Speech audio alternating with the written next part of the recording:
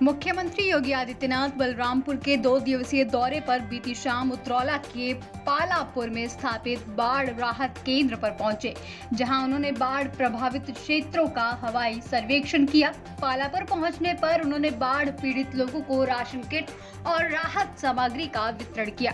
इसके साथ ही सीएम ने अधिकारियों को बाढ़ से निपटने के लिए हर संभव कोशिश करने के दिशा निर्देश दिए। सीएम योगी ने बाढ़ पीड़ित लोगों को राशन किट, राहत सामग्री बांटी और पीड़ित लोगों से बातचीत की। उन्होंने बाढ़ के मौजूदा हालात पर विधायकों, बीजेपी नेताओं और अधिकारियों के साथ भी चर्चा की। इसके साथ ही सीएम ने बाढ़ से निपटने के लिए अधिकारियों को निर्देश दिए। उन्होंने कहा कि बलरामपुर जिला 3 नदियों की बाढ़ से प्रभावित होता है, जिसे नियंत्रित करने के लिए कई कार्य योजना बनाई जा रही है। उन्होंने कहा कि किसी भी बाढ़ पीड़ित को कोई भी समस्या ना हो, इसका पूरा प्रयास किया जा रहा है। उन्होंने निर्देश दिया कि बाढ़ पीड़ित क्षेत्रों में संबंधित अधिकारी कर्मचारी बराबर ध्यान रखें। उन्होंने कहा कि राप्ती नदी का भयावह बाढ़ से हर साल हजारों एकड़ फसलें बर्बाद होती रही हैं। हर साल बाढ़ से दर्जनों लोग बेघर हो जाते हैं और सैकड़ों गांव के हजारों लोग प्रभावित होते हैं। आगे सीएम योगी ने कहा कि हमारी सरकार ने बाढ़ से प्रभावित होने वाले गांव को बचाने का पूरा प्रयास किया है। बाढ़ प्रभावित क्षेत्र के लोगों की सहायता के लिए एसडीआरएफ और पीएसी की फ्लड यूनिट को तैनात किया गया है।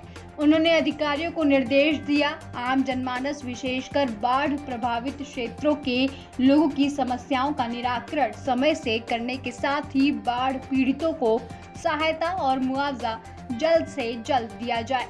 सीएम योगी ने चेतावनी देते हुए कहा कि इस मामले में किसी भी तरह की लापरवाही बर्दाश्त नहीं की जाएगी। वहीं मुख्यमंत्री के साथ जिले के कई विधायक समेत जिले के तमाम आला अधिकारी भी मौजूद रहे। दौरा करने के लिए निकला हूँ। आज पूर्वाहन में मैंने बहराइच और मध्याह्न में गोंडा जनपद का बाढ़ प्रभावित क्षेत्रों में चल रहे राहत कार्यों की वहाँ पर समीक्षा की है।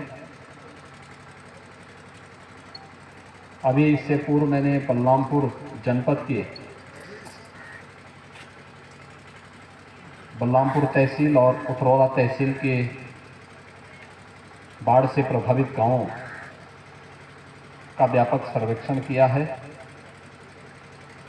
जिला प्रशासन के साथ और यहाँ के स्थानीय जनप्रतिनिधियों के साथ इसकी समीक्षा भी की है। बचाव और राहत के लिए किए जा रहे उपायों के बारे में भी यहाँ पर चर्चा की है। यहाँ पर एसडीआरएफ और पीएसी की फ्लड यूनिट पहले से कार्य कर रही है। बाढ़ चौकी और कंट्रोल रूम के माध्यम से राहत और बचाव के कार्य समयबद्ध ढंग से आगे बढ़ सकें, इसके लिए पूरी व्यवस्था सरकार ने पहले से ही सुनिश्चित कर रखी है। हर प्रभावित परिवार को समय से राहत सामग्री उपलब्ध हो जाए, ये सरकार की मंशा है और उसी के तहत स्थानीय स्तर पर माननीय विधायक और अन्य जनप्रतिनिधियों के सहयोग से, उनके मार्गदर्शन में जिला प्रशासन पूरी प्रतिबद्धता के साथ इन कार्यक्रमों को आगे बढ़ा रहा है। राप्ती नदी के कारण यहाँ पर लगभग 60 गांव राप्ती और उसकी सहायक नदियों के कारण प्रभावित हुए हैं, जिनमें सर्वाधिक बलरामपुर और उतरौला तहसील के ग्राम राजस्व गांव हैं। लगभग 60 से 65 हज़ार की आबादी इससे प्रभावित हुई है। निर्देश जारी किए थे, रात में इसीलिए यहाँ पर सर्वे करने के लिए भी आया हूँ। पिछले कुछ दिनों से नेपाल के अंदर और पूर्वी उत्तर प्रदेश में भी भारी बारिश के कारण ये स्थिति पैदा हुई है। अगले कुछ दिनों में राहत मिलने की पूरी संभावना है, लेकिन बचाव और राहत कार्य युद्ध स्तर पर चले, सरकार का ये पहले से निर्देश है और उसके लिए पर्याप्त संसाधन हर एक जिला उपलब्ध कराए गए हैं।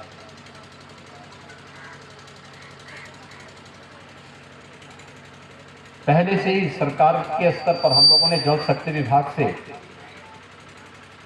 नदियों को ड्रेजिंग करके चैनलाइज करने के अच्छे परिणाम देखने को मिले हैं। इतनी बरसात में जहां पूरा बलरामपुर जनपद पहले जल प्लावित हो जाता था, आज एक बड़ी आबादी को बचाने में मदद मिली है। बहराइच और गोंडा में भी हमने इस प्रकार का परिणाम देखा है। बलरामपुर से माय भारत के लिए अखिलेश्वर तिवारी की रिपोर्ट।